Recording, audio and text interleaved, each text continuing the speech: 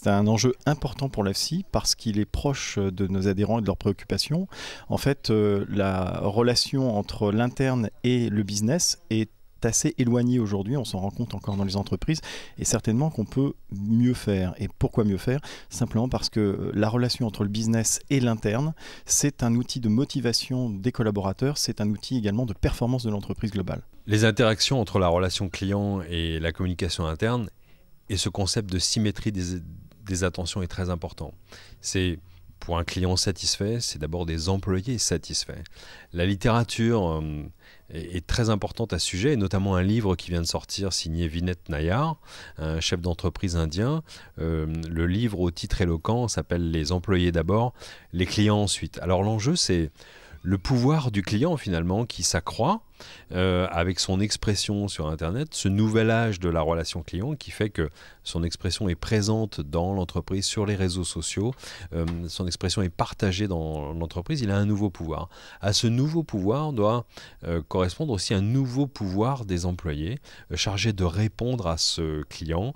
Les employés doivent certainement gagner en autonomie, en liberté, en capacité de dialoguer. C'est la grande question qu'on se pose aujourd'hui dans les entreprises, c'est qui peut répondre aux clients, qui peut gérer la réputation? S'agit-il de l'entièreté du personnel? Est-ce que toute l'entreprise n'est pas un immense service client? Alors aujourd'hui, Sodexo vit une véritable transformation puisque on diversifie nos activités et l'enjeu pour la communication interne, c'est d'abord d'informer les 400 000 collaborateurs à travers le monde de ce changement, de cette transformation, de les faire adhérer à la transformation en leur expliquant ce que cette transformation peut leur apporter à titre individuel, au-delà évidemment des bénéfices que cela va apporter à notre société.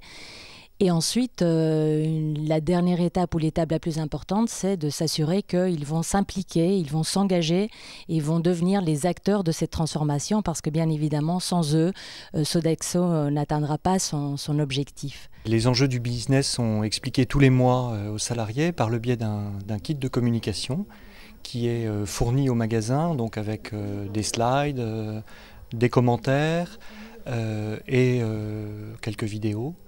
Et chaque mois, donc, l'encadrement des magasins réunit son équipe et les thèmes abordés au sein de ces réunions en fait, suivent étroitement le déploiement de la stratégie de l'enseigne. Ce que je retiens moi, de cette demi-journée, c'est tout d'abord l'importance de la proximité en fait, dans le travail de la communication interne et la diffusion des objectifs business. Ça ne suffit pas, on a des outils type intranet, type vidéo, etc.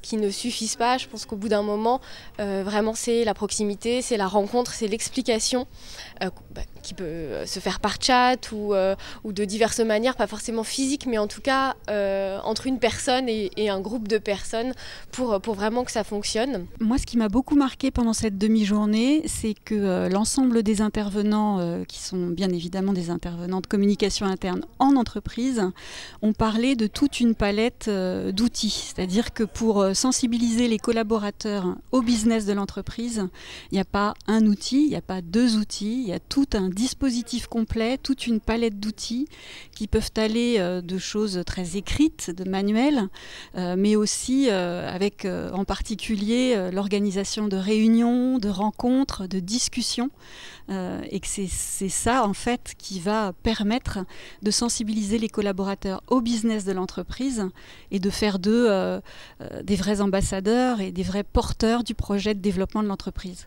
L'idée à réutiliser, je pense qu'il y en a plusieurs. Il y a eu des expériences différentes qui ont été montrées avec des projets de très grande envergure comme chez Safran ou chez Sodexo.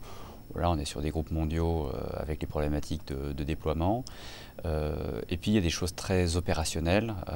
C'était le cas de Brico Dépôt qui permettent de montrer qu'au-delà des grands plans stratégiques, il y a aussi des besoins de choses très, très concrètes et très pragmatiques et qui s'appuient notamment de manière assez générale sur la prise en compte à la fois des ressources internes à l'entreprise, les employés, et la prise en compte également du retour des clients. C'était le cas chez Brico Dépôt, c'était le cas de la première intervention là, de Thierry Spencer, sur le rôle que peuvent jouer les clients comme également outil de motivation qui permet d'alimenter les collaborateurs sur des sources de satisfaction ou des sources de progrès.